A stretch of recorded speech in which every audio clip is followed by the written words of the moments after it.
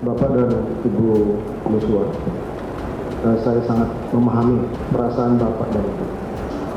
Saya mohon maaf atas apa yang telah terjadi. Saya sangat menyesal saat itu saya tidak mampu mengontrol emosi dan tidak jernih berpikir. Di awal lewat persidangan ini, saya ingin menyampaikan bahwa peristiwa yang terjadi adalah akibat dari kemarahan saya. Dari kecil, anak saya ini memang anak yang paling patuh, anak yang paling ceria,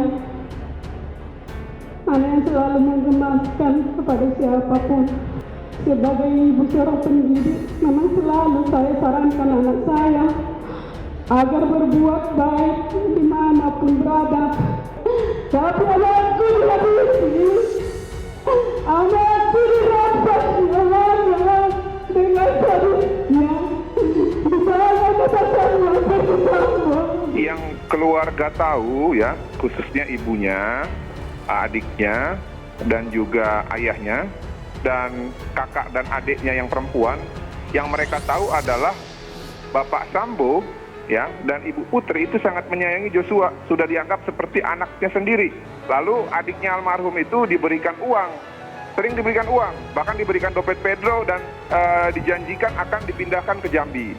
Ya, jadi yang diketahui keluarga adalah yang baik-baik. Tanggapan kami dari keluarga, kiranya proses hukum ini boleh berjalan dengan baik dan semua yang bekerja di dalamnya boleh jadi dilindungi itu. Terkait dari permintaan maafan dari Ferdy Sambo, itu memang hal yang wajar dilakukan antar sesama manusia. Tapi saya selaku ayah dari Brigadir almarhum Joshua, saya tidak mau mendahului hukum.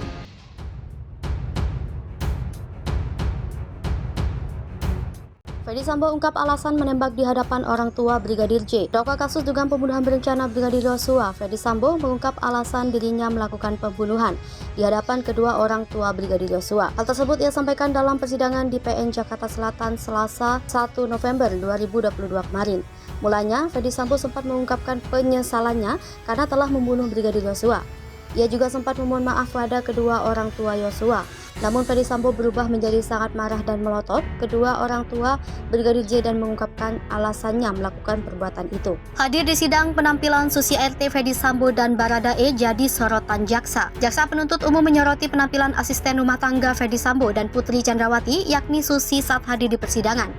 Pihak JPU menyebut jika Susi dan Baradae terlihat mengenakan baju yang mirip dalam sidang lanjutan kasus dugaan pembunuhan berencana terhadap Brigadir J Senin kemarin. Dalam kesempatan itu JPU bahkan meminta Susi dan Baradae untuk berdiri dan menunjukkan baju yang mereka pakai. Jaksa lalu menanyakan siapa pemberi baju tersebut. Penampilan ART Sambo jadi sorotan. Asisten rumah tangga Ferdy Sambo yakni Susi menjadi salah satu saksi yang dihadirkan dalam sidang lanjutan untuk terdakwa Barada Richard Eliezer atau Baradae. Dalam foto-foto yang beredar terlihat Susi datang ke persidangan menggunakan baju kemeja putih dan kerudung hitam. Sejak masuk ke dalam ruang sidang di Pengadilan Negeri Jakarta Selatan, jaksa mengatakan bahwa ia telah memperhatikan busana antara Susi dengan Baradae yang terlihat mirip baju pemberian Ferdy Sambo dan Putri Chandrawati. Karena penasaran, jaksa pun kemudian meminta keduanya untuk berdiri dan menunjukkan pakaian yang dikenakan. Kemudian Susi pun mengatakan bahwa baju tersebut memang diberikan oleh Ferdy Sambo dan Putri Chandrawati. Menurutnya, majikannya itu memang kerap memberikan baju yang sama untuk para ajudan dan ART-nya. Tanya apakah sengaja memakai baju sama. Mendengar jawaban itu, jaksa lantas langsung bertanya apakah Susi dan Baradae telah membuat kesepakatan khusus untuk mengenakan pakaian sama untuk hadir di persidangan atau tidak. Susi sendiri menjadi salah satu saksi dari pihak Ferdy Sambo yang hadir memberikan keterangan dalam sidang dengan terdakwa Baradae.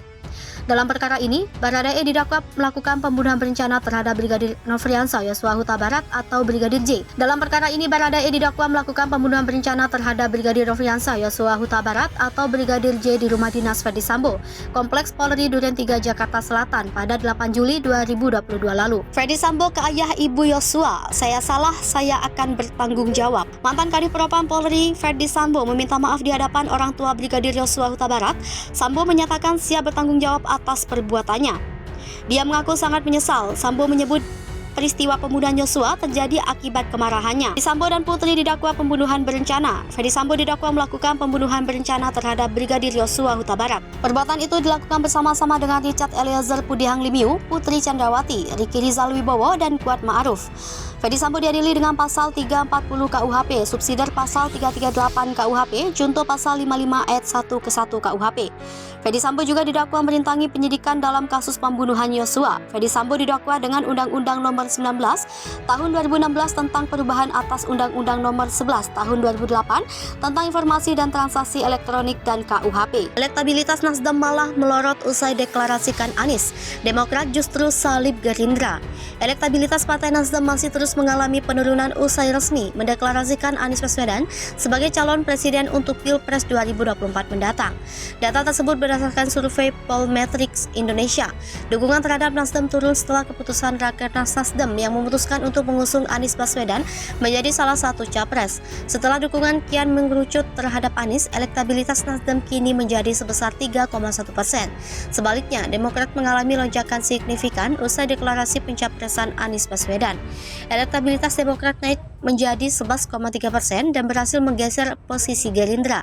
Meraih peringkat kedua, Demokrat berpeluang mengulang kejayaan masa Presiden SBY.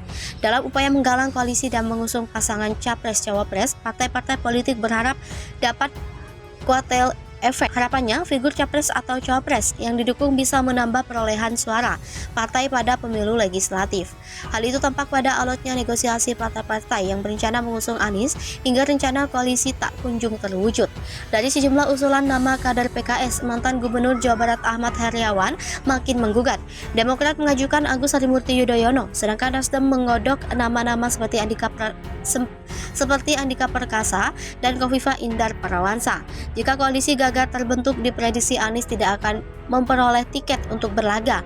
Posisi Nasdem juga dianggap ambigu karena berada di dalam pemerintahan tetapi hendak mengusung figur capres yang dianggap sebagai oposisi terhadap Jokowi. Hal ini berbeda dengan Demokrat yang memang berada di luar pemerintahan bersama-sama dengan PKS. Pemilih yang tidak puas dengan kebijakan pemerintah berharap pada pencapresan Anies dan memberi efek elektoral bagi Demokrat. PDIP masih unggul dengan elektabilitas mencapai 18,5%, sedangkan Gerindra pada peringkat ketiga sebesar 10,8%. Berikutnya ada Golkar 8,0%, terpaut tipis dengan PKB 7,7%. Lalu ada PSI 5,5% dan PKS 4,7% yang termasuk dalam partai-partai dengan elektabilitas di atas ambang batas 4%. Selain Nasdem, beberapa partai Senayan dikhawatirkan gagal melenggang kembali, yaitu PAN 2,5% dan PPP 2,0%. Sisanya adalah partai baru Gelora 1,3%, Gerindra 1,1%, dan Partai Umat 1,0%. Lalu ada Hanura 0,5%, PBB 0,4%, dan pilihan lainnya 1,4%, serta tidak tahu atau tidak jawab 20,2%. Survei Pollmetrics Indonesia dilakukan pada 17-22 Oktober 2022 kepada 2.000 responden, mewakili 34 provinsi. Metode survei adalah multistage random sampling atau acak bertingkat dengan margin of error survei sebesar kurang lebih 2,2% dan pada tingkat kepercayaan 95%.